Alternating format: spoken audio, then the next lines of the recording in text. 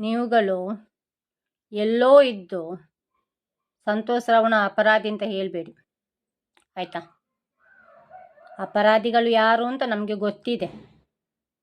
ಆದರೆ ಅಪರಾಧಿ ಸಿಕ್ಕೇ ಸಿಗ್ತಾನೆ. ನಿರಪರಾಧಿನೇ, ಅಪರಾಧಿನೇ ಯಾವತ್ತಾದರೂ ಒಂದು ಸಮಯದಲ್ಲಿ ಸಿಕ್ಕೇ ಸಿಗುತ್ತಾನೆ ಅನ್ನೋ ನಂಬಿಕೆ ನಮಗೆ ಇದೆ.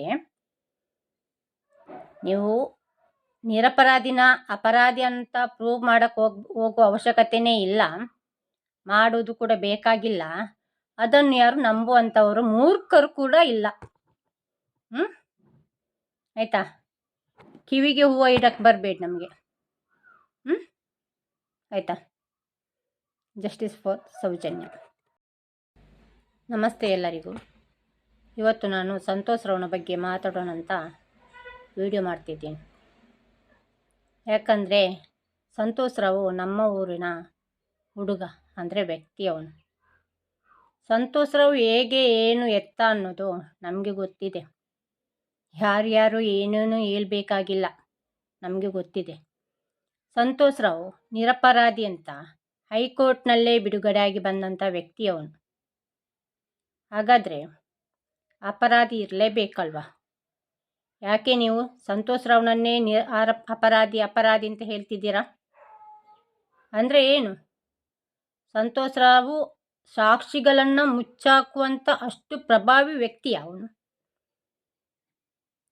ಸಂತೋಷ್ ರಾವ್ನ ಮನೆಗೆ ಒಂದ್ಸರಿ ಭೇಟಿ ನೀಡಿ, ಅವಾಗ ಗೊತ್ತಾಗುತ್ತೆ ನಿಮಗೆ ಸಂತೋಷ್ ರಾವ್ ಮನೆತನ ಹೇಗಿದೆ, ಮನೆ ಹೇಗಿದೆ, ಆ ವ್ಯಕ್ತಿ ಹೇಗೆ. ನಮ್ಮ ಊರಿಗೆ ಒಂದ್ಸರಿ ಭೇಟಿ ನೀಡಿ. ಅವನೇ ಆರೋಪಿ ಅಂತ ಹೇಳ್ತಿದ್ದೀರಲ್ವಾ? ಒಂದ್ಸರಿ ಬನ್ನಿ, ನೋಡಿ ಅವ್ರ ಪರಿಸ್ಥಿತಿ ಹೇಗಿದೆ ಅಂತ ನೋಡಿ. ಆವಾಗಲಾದರೂ ಗೊತ್ತಾಗುತ್ತೆ ನಿಮಗೆ ಸಂತೋಷ್ ರಾವ್ ಅಪರಾಧಿನ ನಿರಪರಾಧಿನ ಅಂತ. ಅಲ್ಲ ರೀ, ಸಂತೋಷ್ ರಾವ್ ಗುಡಿ, ಗೋಪುರ, ದೇವಸ್ಥಾನ ಇದರಲ್ಲೇ ಇರುವಂಥ ವ್ಯಕ್ತಿ ಅವನು ಹೆಚ್ಚಿಗೆ ಇರೋದು ಎಲ್ಲಿ ಗೊತ್ತಾ? ಕಾರ್ಕಳ ಬಾಲಾಜಿ ಶಿಬಿರ ಅಂದರೆ ಏನು ಗೊತ್ತಾ ನಿಮಗೆ? ಅಯ್ಯಪ್ಪ ಸ್ವಾಮಿನ ಮಂದಿರ, ಇಲ್ಲ ಅಂದರೆ ಶ್ರೀಕೃಷ್ಣ ಮಠದಲ್ಲಿರ್ತಾರೆ. ಹೀಗೆ ಮಠ, ದೇವಸ್ಥಾನ, ಗುಡಿ, ಗೋಪುರ ಅಂತ ಹೋಗುವಂಥ ವ್ಯಕ್ತಿಯನ್ನು ತಗೊಂಡೋಗಿ ನೀವು ಜೈಲಿಗೆ ಹಾಕಿದ್ರಿ, ಚಿತ್ರಹಿಂಸೆ ಕೊಟ್ರಿ. ಈ ಪಾಪ ನಿಮ್ಮನ್ನು ಬಿಡುತ್ತಾ?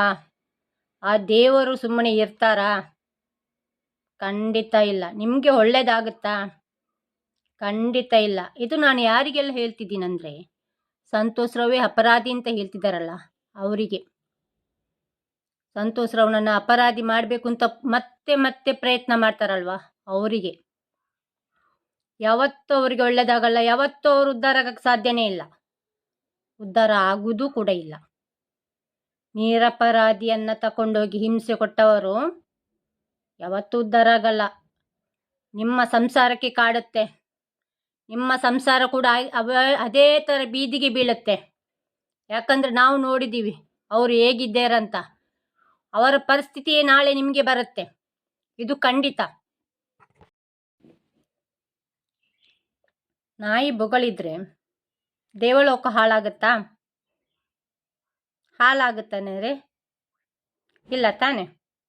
ನೀವೇನು ಊಟ ಅನ್ನವನ್ನು ಬಾಯಿಗೆ ಇಡ್ತೀರಾ, ಇಲ್ಲ ಬೇರೆ ಎಲ್ಲಾದರೂ ಇಡ್ತೀರಾ? ಎಲ್ಲಿಗೆ ಇಡ್ತೀರಿ?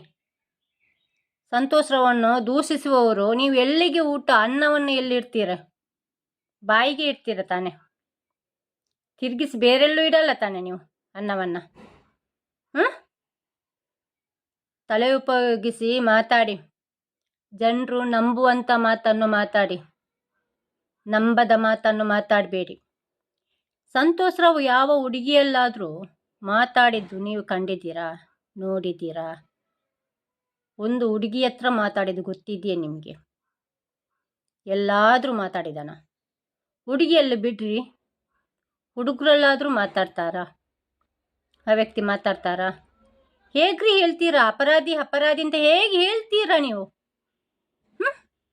ಹೇಗೆ ಹೇಳ್ತೀರಾ ಸಂತೋಷ್ ರಾವೇ ಅಪರಾಧಿ ಅಂತ? ರೀತಿನಲ್ಲಿ ಹೇಳ್ತೀರಾ? ಅಂದರೆ ಯಾವ ಆಧಾರದ ಮೇಲೆ ಹೇಳ್ತೀರಾ? ಯಾವ ಥರದಲ್ಲಿ ಹೇಳ್ತೀರಾ ನೀವು?